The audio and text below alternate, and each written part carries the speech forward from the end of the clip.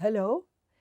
We are still dealing with essay writing and academic writing, and this is lesson 4, and my name is Lubna Abdeltawab Youssef. The focus of this lesson is comparison and contrast. Now, this is an important skill because we do it all the time in our minds, but this will be good training for you to see how you compare and contrast different issues or different people. You also have a topic sentence to tell your reader your position concerning the different people or the different subjects. Are they similar or different? How are they similar and how are they different? Now, in this lesson about comparison and contrast, we will focus on this rhetorical mode because it helps us to decide how to deal with people, how to deal with places, theories, books, films. And you need to tell your reader if those people are the same or different, if those films are the same or different. There are 3 systems to use when you are comparing: the block method, the point-by-point method, and the similarities and differences method. Now, we're going to compare Marilyn Monroe and Princess Diana. Now, if we're going to follow the block method, we're going to say Marilyn Monroe, and we're going to deal with her, and then Princess Diana, and we're going to deal with her. This is not a good method of comparison. The good method of comparison is to deal with certain points and to decide whether in these points the people or the places or the books or the films are similar or different.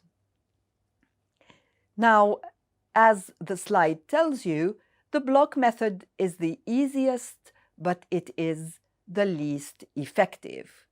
When using one of the other 2, it is important to point out the purpose of the comparison. Now, we're going to deal with Marilyn Monroe and Princess Diana, and this paragraph is from a book entitled Academic Writing, from paragraph to essay. So, we're still dealing with the same issue. We're writing paragraphs so that eventually, if we manage to write good paragraphs, we will be able to write good essays. Now, Marilyn Monroe and Princess Diana, of course, are 2 women, and they're 2 very famous women. But they lived at different times in different countries. But their lives had some surprising similarities. So, this paragraph is going to be dealing with similarities and differences. So, they lived in different countries. This is a difference. And they had surprising similarities. And the rest of the paragraph will focus on how they are similar. First of all, both women had a difficult childhood. And of course, this is a very important point because childhood affects the human being when the human being grows up. So, how did they have a difficult childhood? Monroe spent many years without parents in an orphanage. So, Monroe did not live a life with a family, but she lived in an orphanage. Now, Diana had a similar problem. Her mother left the family when she was 6 years old, so she was brought up without a mother. Later in their lives, both women married famous men, so this is a similarity. Princess Diana married Prince Charles, and Marilyn Monroe married a famous baseball player, and later a famous writer. So in the case of Diana, she married one man, but she died early, and Marilyn Monroe married two, a baseball player and a writer. They also had difficult marriages and eventually separated from their husbands. So both women had difficult childhoods, and both women had difficult marriages. Another similarity between Marilyn Monroe and Princess Diana was that they both were very popular. Diana was called the People's Princess because she was so friendly. Now, this is evidence that she was popular. She was called the People's Princess. Monroe, too, was well liked because she seemed very innocent. However, although they both seemed to have a very happy life, both women actually had emotional problems and often felt sad and depressed.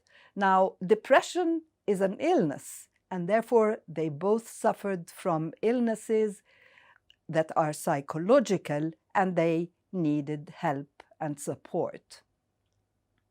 Marilyn went through serious depression and had to go to a hospital for treatment. The same thing happened to Diana. She suffered from an eating problem and was depressed during parts of her marriage. A last similarity between Marilyn Monroe and Princess Diana was their deaths at an early age. In fact, they were both 36 years old when they died. So the writer here introduces the similarity and provides evidence for it. They both died early, and in fact, they both died at the age of 36. Monroe in 1962, and Diana died in 1997. Maybe their similar life circumstances and lifestyle explain why Princess Diana and Marilyn Monroe also had similar personalities. Now, your homework can be to choose two figures, either men or women, and to write a paragraph about them with a topic sentence and development and analysis about similarities and differences. Ladies and gentlemen, education is a very important factor in the development not only of the human being, but of the nation. And this is why a lot of research is interested in education in Egypt, in America, in Finland, in Europe, everywhere in the world. Now, we all know that systems of education are different, and people are different in making choices about which system to join. We have a slide on academic education in America. And in this case, there is a comparison between small colleges in America and universities. I will take this as an occasion not simply to talk about America, but also to talk about Egypt. How many systems of education do we have in Egypt, in schools and in universities? We have two major systems. One system is public and another is private. So parents, depending on their financial abilities, choose for the children the system that is suitable for their condition. Now, there are students who are excellent in both systems, in the public system and in the private system, in schools and at universities. So you can write about the system of education in your university and how you can compare this system to other systems in other universities. Now, the system of education in the blended learning institution at Cairo University allows the students to study at home, to study in their own time, and to study different specializations. So here, together, we are studying English. But we're not only studying English, we're studying English and translation. Why is this the case? Because English is a language that is used by everyone in the world. It is used in the computer, on the internet, in airports, in multinational institutions. And translation is extremely important in creating bridges between countries and cultures. So when something is written in Arabic, it can easily be translated into English in order to tell the world what the ideas of the Egyptians and the Arabs are about a certain field of knowledge or a certain specialization or a certain aspect in the development of knowledge. The same thing can happen if we translate from English or from French or from the German language whatever subjects or issues that we need to know about in Arabic, in Egypt, and in the Arab world.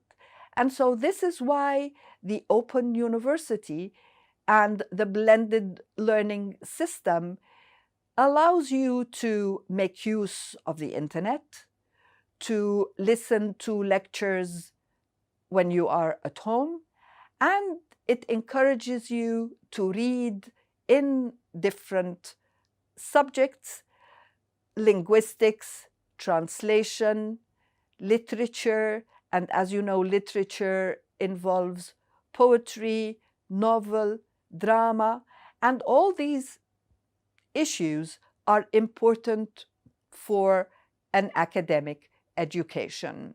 So we're going to deal with academic education in America, and we're going to compare the academic education in America to the academic education in Egypt. Now, the topic sentence of the slide says, one major decision which faces the American student ready to begin higher education is the choice of attending a large university or a small college. So, this is the decision that American students take: a large university or a small college. So the paragraph is going to compare between large universities in America and small colleges in America. Now, in Egypt, we do not have this issue as a major issue. The major issue in Egypt is whether the student is going to join a public university or a private university, whether the student is going to join the Faculty of Medicine, the Faculty of Engineering, the Faculty of Arts, the Faculty of Law, etc. And therefore, when this sentence says the major decision which faces the American student is, in our case, when we say the major decision which faces the Egyptian student, we are going to deal with a different topic sentence, a different development, and a different conclusion.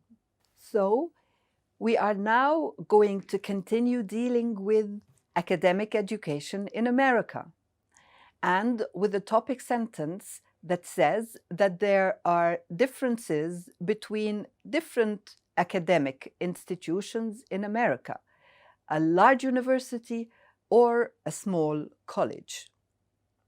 Now, to begin with, the large university provides a wide range of specialized departments as well as various courses.